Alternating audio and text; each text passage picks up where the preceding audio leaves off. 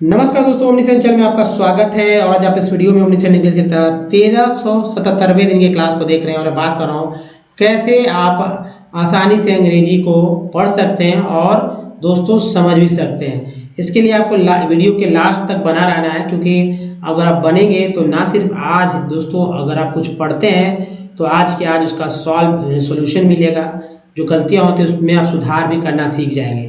तो चलिए वीडियो में आगे बढ़ते हैं और सीखते हैं कि क्या करना होगा इंग्लिश को सीखने के लिए। चलिए आगे बढ़ते हैं दोस्तों। सबसे पहले कुछ बेसिक बातों को समझना है कि प्रतिदिन आपको अंग्रेजी अखबार पढ़ना है। वो भी अखबार दोस्तों एक ही अखबार ले लीजिए और अंत तक रखिए, जब तक मतलब उसे अच्छे से पढ़ कर समझ न ले वर्ड्स को। ऐसा नहीं कि फिटनेस चेंज नहीं करिए, क्योंकि बहुत पेज बहुत वर्ड्स होते हैं। दूसरा बात है, अंग्रेजी किताबें ले लीजिए या उपन्यास ले लीजिए, मैगजीन लीजिए, कॉमिक बुक लीजिए, वही पुराने बुक स्टॉल से ले लीजिए अच्छे वाले कवर के साथ, ताकि उसे पढ़ सके।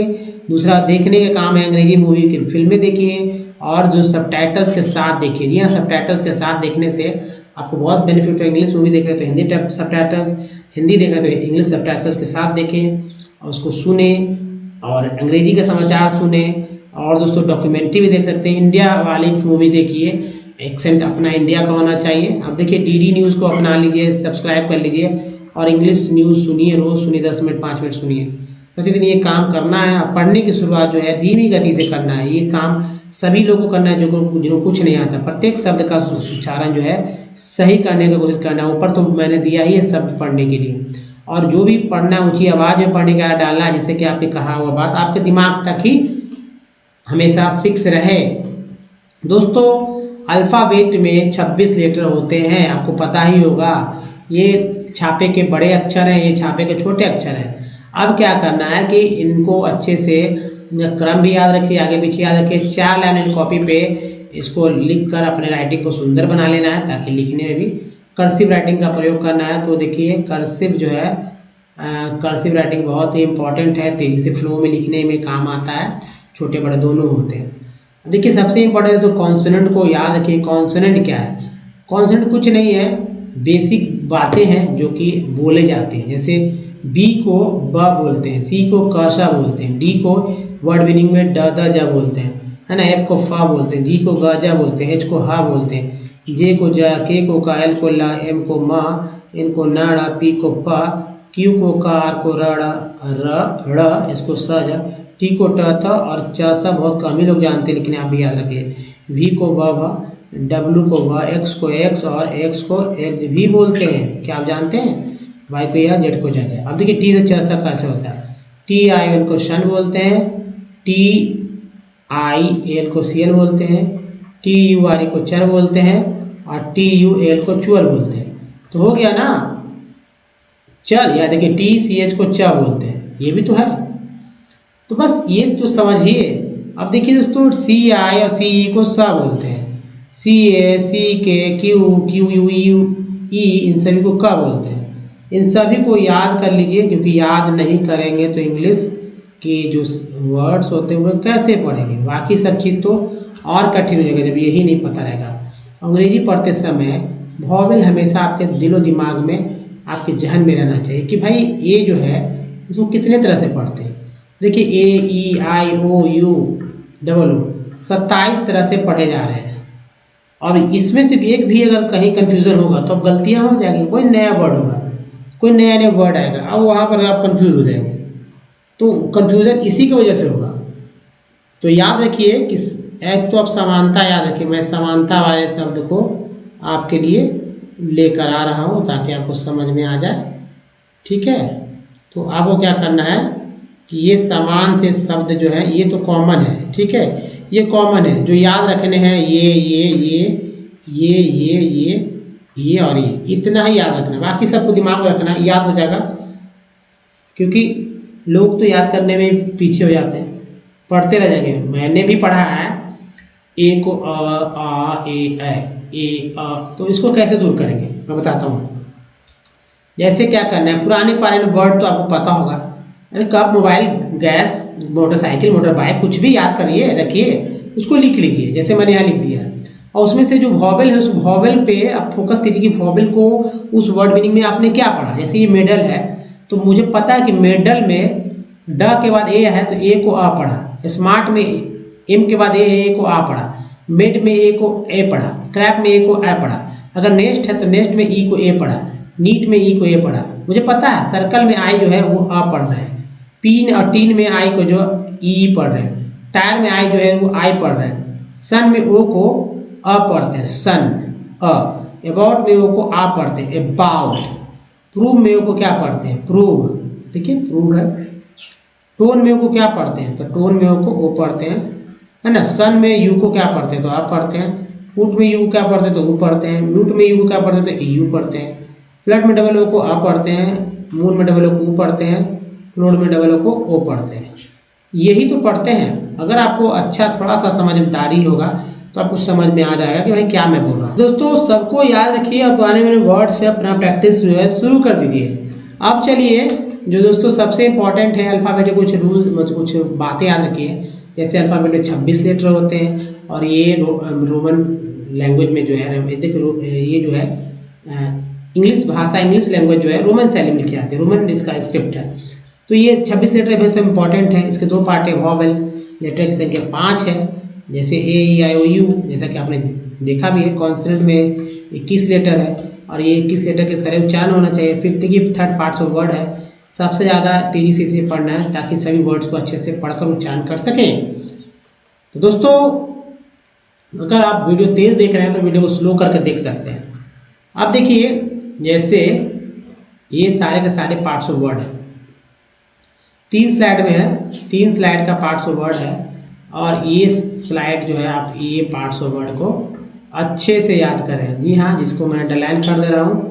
अब बगल जो इंग्लिश लिखा हुआ उसका उच्चारण क्या करना है वो बगल में हिंदी में मैंने लिखा है, ठीक है। तो आपको क्या करना है, इन हिंदी को ही याद कर लेना है इंग्लिश के साथ। जैसे ए टी ई को एट बोलते हैं, पी आर ई को प्री बोलते हैं, वही उसको अस बोलते हैं, ऐसे करके कर लेना है, ठीक है।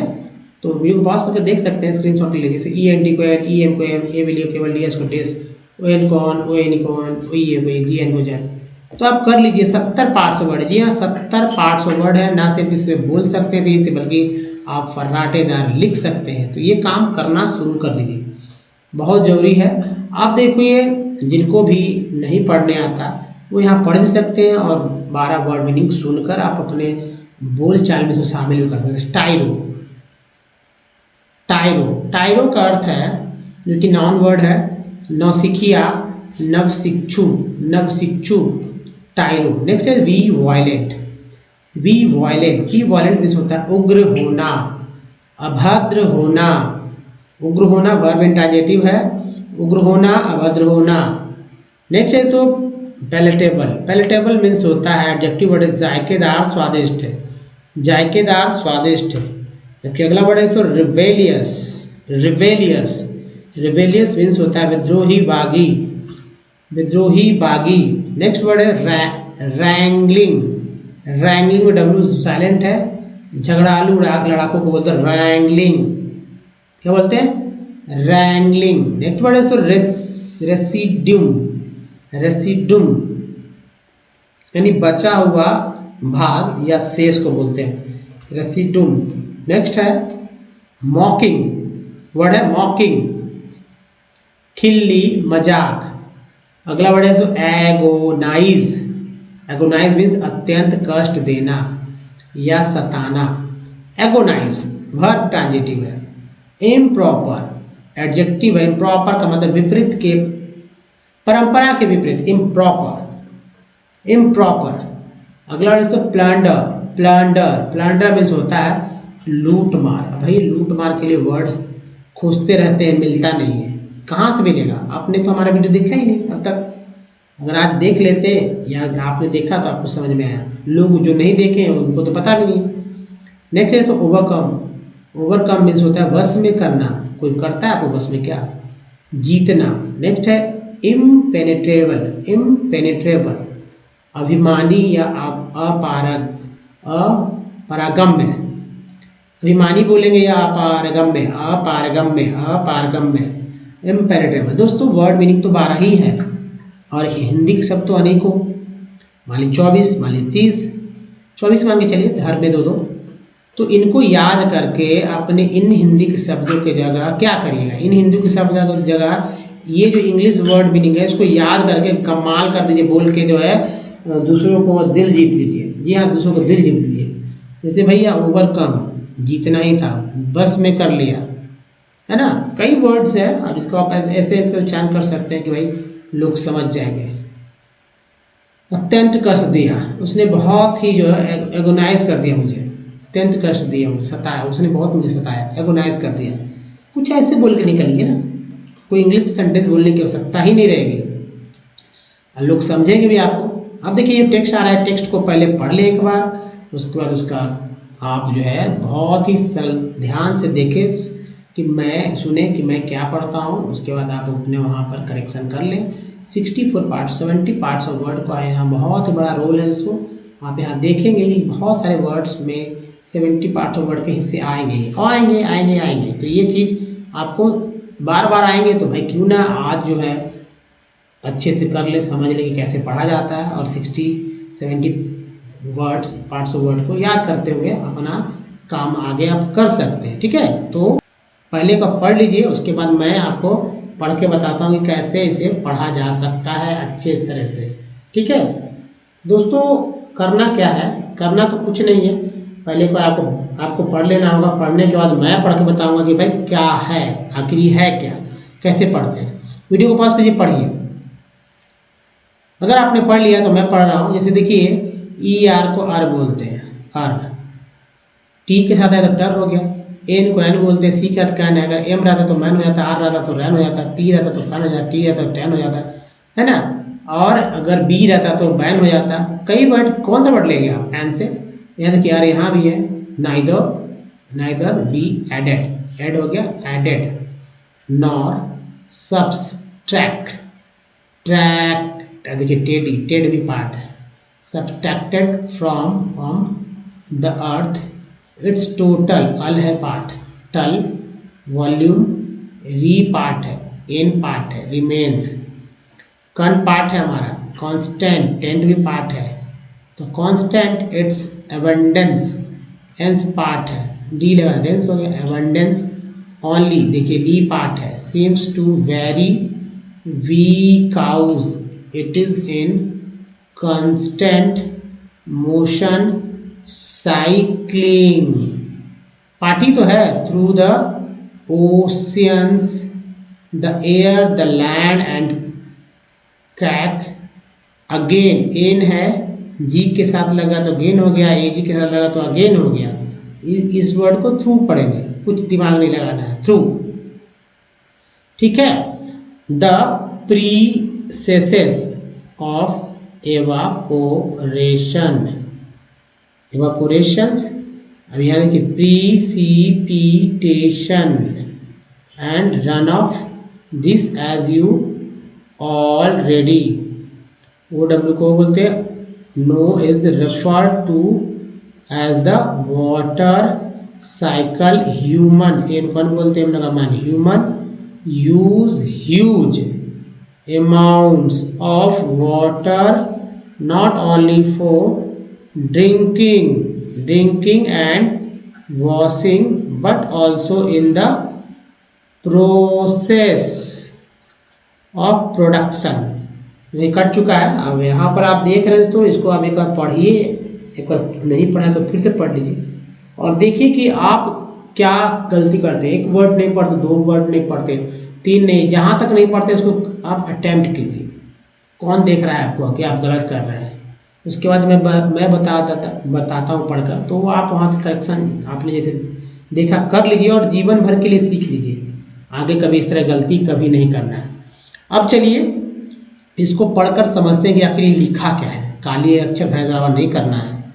दोस्तों पहला सेंटेंस जो है यहाँ पर समाप्त हो रहा है, दूसरा जो है बहुत जल्दी ही समाप्त हो जा गया, तीसरा थोड़ा सा लंबा है और यहाँ समाप्त हो रहा है, चौथा ये हो गया, 5 सेंटेंस में खत्म, 5 सेंटेंस से बड़ा। जैसे देखिए water can neither be added nor subtracted from the earth, जल का ना तो पृथ्वी से, जल को ना तो पृथ्वी से जोड़ा जा सकता है और ना घटाया जा सकता है, जल को ना तो पृथ्वी से जोड़ा जा सकता है और ना ही घटाया जा सकता है। Its total volume remains constant, इसका कुल आयतन स्थिर रहता है यानी पानी फिक्स है। और फिर देखिए its abundance only seems to vary because it is a constant motion cycling through the oceans, the airs, the land and crack again the through the processes of evaporations, precipitations and the run off. यानी कि दोस्तों इसकी प्रचुरता जो है यानी कि it's abundance only, इसकी प्रचुरता केवल इसलिए भिन्न है प्रतीत होती है क्योंकि यह निरंतर जो है गति में है। मतलब it is in constant motion cycling through the oceans, ठीक है, यह निरंतर गति में है महासागरों, ओशियंस, द एयर वायु, द लैंड भूमि, द फिर है and crack again the through the process of evaporations, यानी कि फिर भी वाष्पीकरण वर्षा अपवाह की प्रक्रियाओं के माध्यम से चक्र करती रहती है पानी, ठीक है। जैसा कि अब देखिए this is as you already know, this is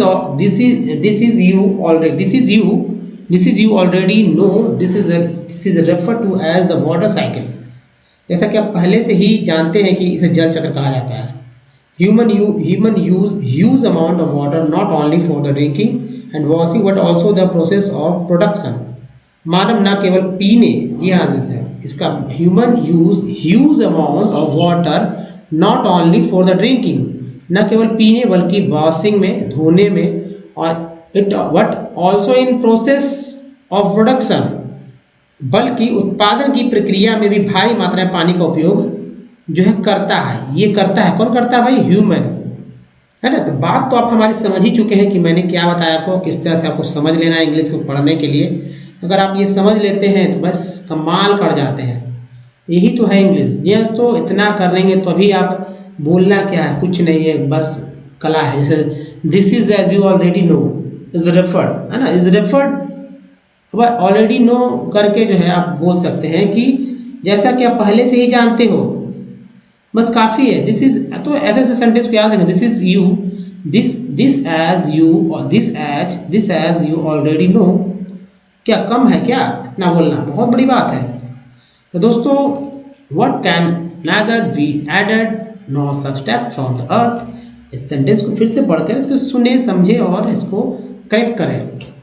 अगर वीडियो अच्छा लगा, जी हाँ दोस्तों, वीडियो अच्छा लगा तो लाइक करिए, नीचे एक लाइक बटन है, और शेयर भी कर सकते हैं। नए चैनल को सब्सक्राइब करके बेल आइकन को हिट करिए। और दोस्तों एक सबसे इम्पोर्टेंट बात है, 2 मिलियन सब्सक्राइबर बेस में हमारे शामिल हुई। कमेंट करके अच्छा से कमेंट कर दीजिए ताकि आपका चुनाव वो 1 लाख में जो हमारा मेंबरशिप होगा उसमें शामिल होंगे, आपको उसमें मिलेगा फ्री में। तो इस वीडियो बने रहने के लिए आपका बहुत बहुत धन्यवाद। Thank watching. मिलते हैं, तो ध्यान रखिए। धन्यवाद। Thanks again.